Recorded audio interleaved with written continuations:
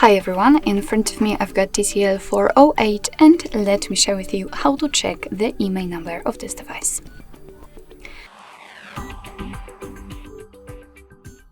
So basically we've got two different ways to check that. We can use a secret code or the settings, and I'd like to start with the secret code as it is the fastest way.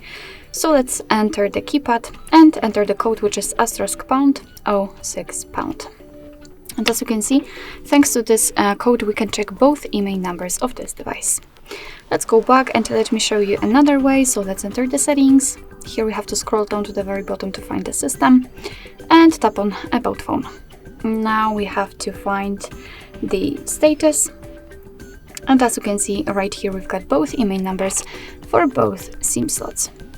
Alright, so that will be all. Thank you so much for watching. I hope that this video was helpful, and if it was, please hit the subscribe button and leave the thumbs up.